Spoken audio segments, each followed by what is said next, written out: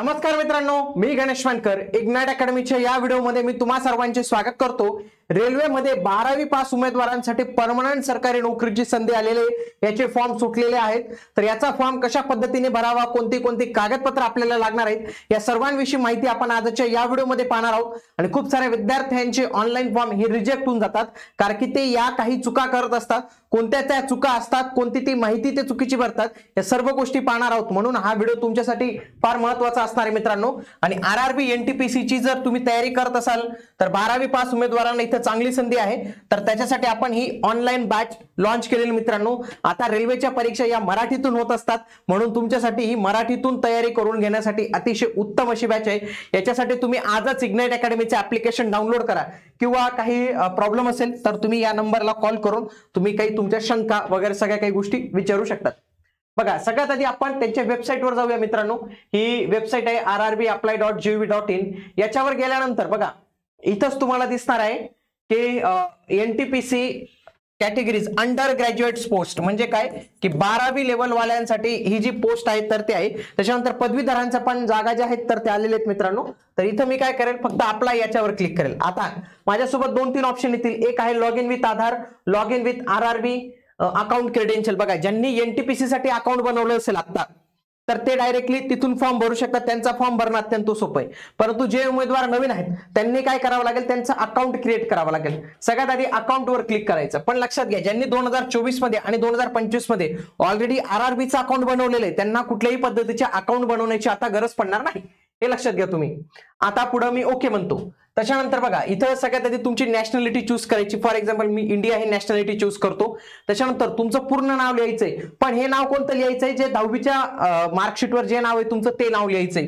पुन्हा तेच नाव इथं टाईप करायचंय. तुमच्या नावात बदल झालाय का, येस किंवा नो करायचंय. डेट ऑफ बर्थ जी तुमची 10वीच्या याच्यावर आहे तीच लिहायची आहे. पुन्हा जेंडर सिलेक्ट करायचे. वडिलांचं नाव, आईचं नाव लिहायचंय. ईमेल ऍड्रेस, मोबाईल नंबर हा महत्वपूर्ण आहे कारण की याच्यावर तुमचा ओटीपी पण जाणार आहे. मोबाईल ईमेल टाकला, इथं जनरेट ओटीपी, तुमचा ओटीपी ईमेलला जाईल, तो ओटीपी इथं व्हेरीफाय करायचा. मोबाईलचा ओटीपी इथं टाकायचा. आता तुम्हाला या 3 मेथड पैकी कोणत्या तरी एक मेथडने तुमचं अकाउंट व्हेरीफाय करावं लागेल. शक्यतोवर व्हेरिफिकेशन थ्रू आधार कार्ड करा. त्याच्यामध्ये आधार नंबर टाका. तुमचा आधारचा याला जो मोबाईल नंबर लिंक असेल त्याला जो आहे तर तो ओटीपी इथं जाणार आहे मित्रांनो.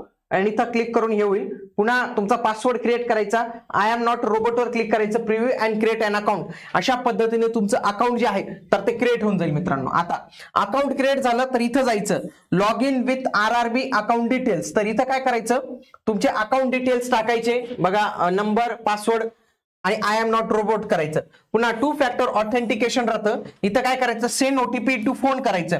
फोनला ओटीपी येईल, त्याच्यानंतर लॉग इन करायचं. आता तुम्हाला फॉर्म भरण्यासाठी काही स्टेप्स मध्ये फॉर्म भरावा लागणार आहे. सगळ्यात आधी ते काही इन्स्ट्रक्शन सांगतात की ही परीक्षा 13 रिजनल लँग्वेज मध्ये पण होते, बिसाइड्स हिंदी आणि इंग्लिश.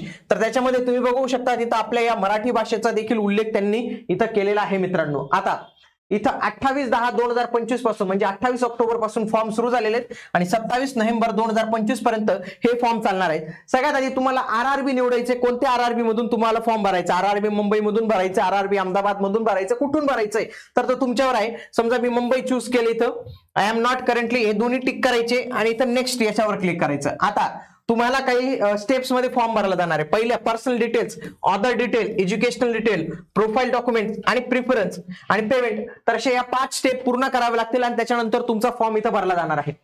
पहिल्या स्टेप्स मध्ये काही बेसिक इन्फॉर्मेशन वरती येते ती सोडली तर बघा, मॅरिटल स्टेटस इथं विचारले, मॅरिड आहेत अनमॅरिड आहेत. रिलिजन विचारले, हिंदू वगैरे काय आहेत ते. मदर टंग मराठी आहे, हिंदी आहे, काय आहे ते. त्याच्यानंतर choice of language of for examination, हे फार महत्वाचं आहे. म्हणजे ज्या विद्यार्थ्यांना हिंदीमध्ये द्यायची असेल त्यांनी हिंदी सिलेक्ट करा, ज्यांना मराठीमध्ये द्यायची असेल त्यांनी मराठी सिलेक्ट करा, ज्यांना इंग्लिशमध्ये द्यायचं असेल त्यांनी इंग्लिश ही भाषा जी आहे तर ती सिलेक्ट केली पाहिजे. त्याच्यानंतर परमनंट आयडेंटिफिकेशन मार्क. त्याच्यानंतर इथं कम्युनिटी डिटेल म्हणजे कम्युनिटी डिटेल मध्ये इथं ओबीसी, एससी, एसटी तुम्ही जे काही सिलेक्ट करू शकतात. ओबीसी सिलेक्ट केलं तर नॉन क्रिमिलियर तुम्हाला लागणार आहे, तरच तुम्हाला हे भेटेल. Name of the caste, community certificate number, community certificate date issue, community certificate issuing authority तुम्हाला इथं विचारलेले.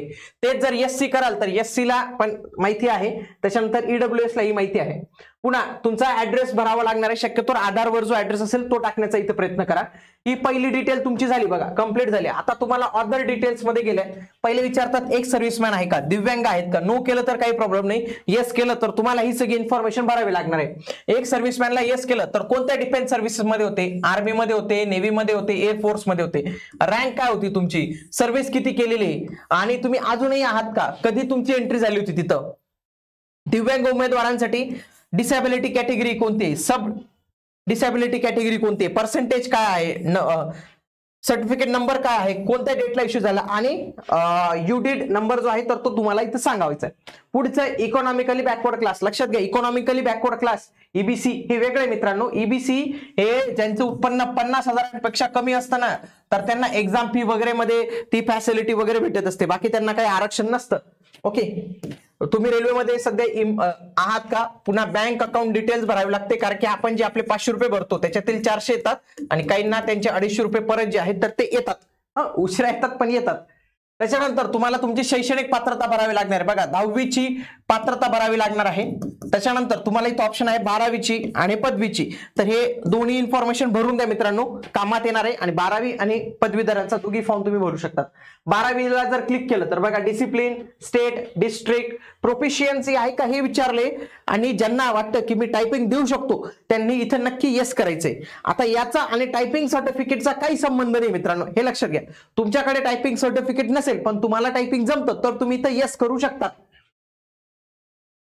पुढे तुम्हाला फोटो अपलोड करायचा आहे, तर त्याच्यासाठी असे काही फोटो चालणार नाही, तुम्हाला अशा पद्धतीचा तुमचा एक प्रॉपर फोटो लागणार आहे। या फोटोमध्ये व्हाईट ड्रेस घालायचा नाही हे लक्षात घ्या, बॅकग्राऊंड व्हाईट पाहिजे, तुम्ही व्हाईट ड्रेस नाही घालायचे, तुम्ही शक्यतो डार्क असा ब्लॅक घालायचं, आणि टी शर्ट पण नका घालू, एक शर्ट तुम्हाला जो आहे तर तो इथं घालायचा आहे। त्याच्यानंतर साईन पण अपलोड करायची आहे, साईन साठी पण त्यांनी 30 ते 49 KB या दरम्यानच तुमची साईन जी आहे तर ती असली पाहिजे असं दिलेले आहे। आता फोटो आणि साईन फक्त हे दोनच डॉक्युमेंट तुम्हाला अपलोड करावं लागतात, बाकी काही अपलोड करावं लागत नाही। पुन्हा तुम्हाला आता प्रिफरन्स मागितला जातो, समजा मी इथं RRB मुंबई सिलेक्ट केलं होतं, RRB मुंबईमध्ये जे जे काही झोन मध्ये ज्या ज्या काही गोष्टी दिसत आहेत त्या फॉर एक्झाम्पल बघा इथं कमर्शियल कम तिकीट क्लर्क, हे बघा हे central railway, south central railway, त्याच्यानंतर वेस्टर्न रेल्वे, तर याचे हे पद मला दिसतात। मग मला काय करायचं, फॉर एक्झाम्पल मला हे वेस्टर्न रेल्वेचं अकाउंट क्लर्क कम टायपिस्ट हे 1 नंबरला पाहिजे, तर मी काय करेल याच्यावर पहिले क्लिक करेल। याच्यावर पहिले क्लिक केलं तर बाजूला अशा पद्धतीने हा क्रम लागत चालतो, आणि इथं आल्यावर पण तुम्ही वरती खाली करू शकता, तर काही प्रॉब्लेम नाही, म्हणजे इथं धरून ठेवा, क्लिक करून ठेवा, आणि हे 1 नंबरला तुम्ही करू शकतात। हा प्रिफरन्स तुमच्यासाठी फार महत्वाचा आहे, त्याच्यानुसार तुमची पोस्टिंग होणार आहे। त्याच्यानंतर मी इथं क्लिक केलं, प्रिव्ह्यू ऍप्लिकेशन केलं, 500 रुपयावर क्लिक केलं, पे विथ SBI पे केलं, मग debit card, net banking, UPI काही एक सिलेक्ट करून तुम्ही पेमेंट जे आहे तर ते करू शकतात, आणि अशा पद्धतीने तुमचा फॉर्म भरला जाणार आहे मित्रांनो। फॉर्म भरताना काही प्रॉब्लेम असेल तर कमेंटमध्ये मला नक्की कळवा, मोबाईल मधूनही फॉर्म भरला जातो, कशानेही फॉर्म भरला जातो, फक्त फॉर्म तुम्हाला व्यवस्थित पद्धतीने भरायचा आहे। RRB NTPC ची ऑनलाईन रेकॉर्डेड बॅच आपल्याकडे अवेलेबल आहे मित्रांनो। मागच्या 2024 मध्ये खूप साऱ्या मुलांनी या बॅचच्या माध्यमातून ते रेल्वेमध्ये त्यांनी चांगला स्कोर जो आहे तर तो घेतला होता, तुम्हाला देखील एक चांगली संधी मराठीमधून आपण एक चांगली बॅच तुमच्यासाठी उपलब्ध करून दिलेली आहे, तर आजच तुम्ही इग्नाइट अकॅडमीचं ऍप्लिकेशन डाउनलोड करू ही बॅच जी आहे तर ते जॉईन करू शकतात। आगामी काळात RRB NTPC च्या संदर्भातले खूप सारे व्हिडिओ आपल्या या चॅनलवर येणार आहे, म्हणून या चॅनलला तुम्ही आजच जॉईन करून ठेवा। भेटूया आता आपण पुढील व्हिडिओमध्ये, तोपर्यंत जय हिंद, जय महाराष्ट्र, धन्यवाद।